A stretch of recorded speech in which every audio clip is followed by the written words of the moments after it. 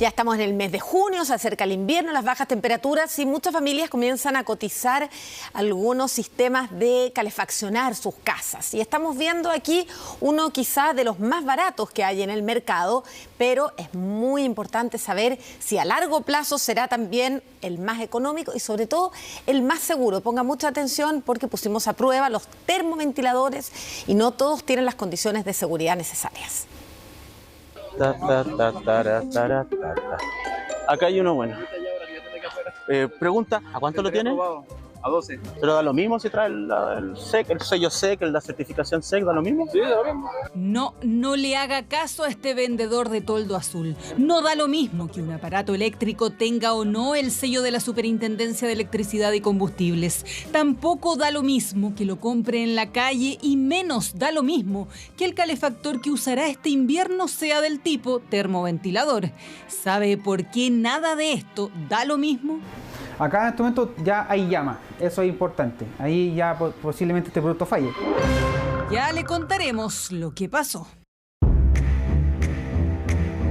¿Los conoce? Seguramente tiene alguno de estos aparatos en su casa. ¿Cómo no? Si son bien baratos. En el retail se pueden encontrar desde los 12.000 pesos, fáciles de transportar y calientan en poco tiempo una habitación pequeña.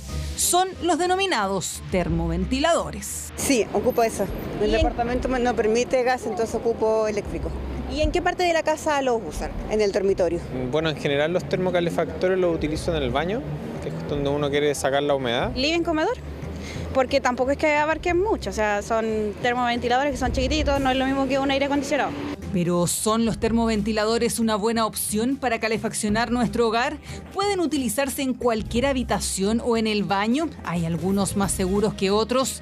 Ya responderemos todas esas preguntas. Lo primero que hay que entender es que estos aparatos, funcionando a su máxima capacidad, tienen una potencia de 2.000 watts, similar al consumo de electricidad de un secador de pelo o de un hervidor. Tener uno de estos termoventiladores funcionando a su plena carga son 2 kilowatts, el valor del kilowatt hora es 200 pesos, son 400 pesos por hora. Ya, si lo dejamos toda la noche, ya, si estamos trabajando hablando de 10 horas, ya se transforma en 4.000 pesos diarios.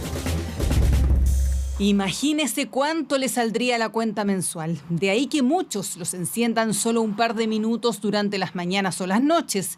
Y como ya sabemos cuánto consumen, es importante que los utilicemos de manera segura. Nunca utilizarlo con un alargador o una extensión. ¿Ya? ¿Por qué? Porque muchas veces las extensiones no tienen la capacidad para un termoventilador. Este indica 2.500 watts, ¿ya? Y este termoventilador indica 2.000 watts. ¿Ya? Pero como tiene múltiples salidas, claro, yo aquí lo que hago es enchufar estos 2.000 watts y en las otras 3 siempre voy a tener cargas asociadas. Por lo tanto, voy a en algún momento sobrepasar o llegar al límite de los 2.500 watts y eso puede provocar que se va a sobrecalentar el conductor. En el mejor de los casos, operaría el protector de su tablero eléctrico. En el peor, un cortocircuito puede generar un incendio. Y si el termoventilador no cuenta con la certificación de la SEC, el panorama puede ser mucho peor. Pregunta, ¿a cuánto lo tiene? A 12. ¿Pero da lo mismo si trae el SEC, el sello SEC, la certificación SEC, da lo mismo? Sí, da lo mismo. Da lo mismo. Ahora veremos por qué no da lo mismo comprar un termoventilador no certificado. Sí, los pondremos a prueba. Compraremos en el comercio ambulante. Por eso me daba cosa que no tuviera la certificación SEC, pero me dice que da lo mismo, así que no, y le han salido buenos. Sí, muchas veces se lo han llevado por embalaje. También adquirimos otro en un local establecido de productos chinos. ¿Cuesta 3 lucas? Sí, compramos este solo a 3.000 pesos y en redes sociales es bien popular porque se conecta directamente al enchufe sin ocupar espacio en la habitación. También compramos otro en el retail certificado con sello SEC que nos salió casi 20.000. Llevamos nuestros termoventiladores a los laboratorios de SESMEC, parte del grupo Bureau Veritas, una compañía global que inspecciona y certifica, entre otras cosas, la seguridad de los productos. A la izquierda de su pantalla uno certificado, a la derecha uno que no. Este tipo de producto debe contar con un sensor de volcamiento, ¿ya?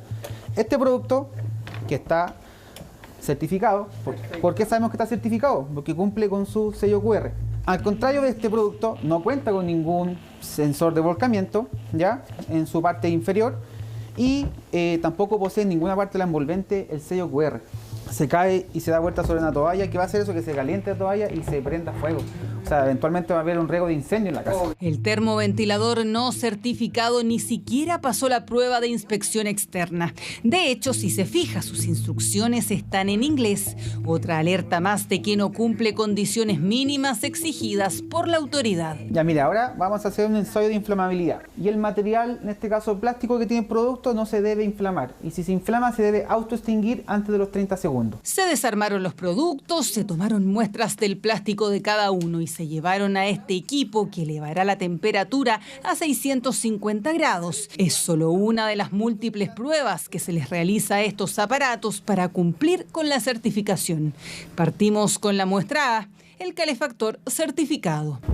Ahí se está moviendo el carrito hasta que toque el plástico.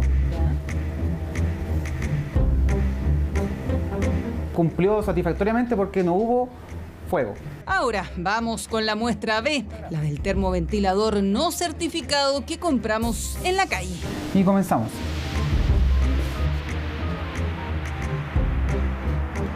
En este caso, este producto cumplió igual, ¿ya?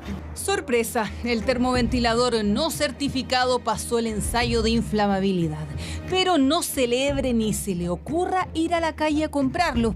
Recuerde que este calefactor perfectamente podría provocar un incendio al no tener el sensor de volcamiento. Haremos un tercer ensayo, esta vez con el otro que no está certificado, el que solo nos costó 3.000 pesos en un local establecido y se conecta directamente a la pared.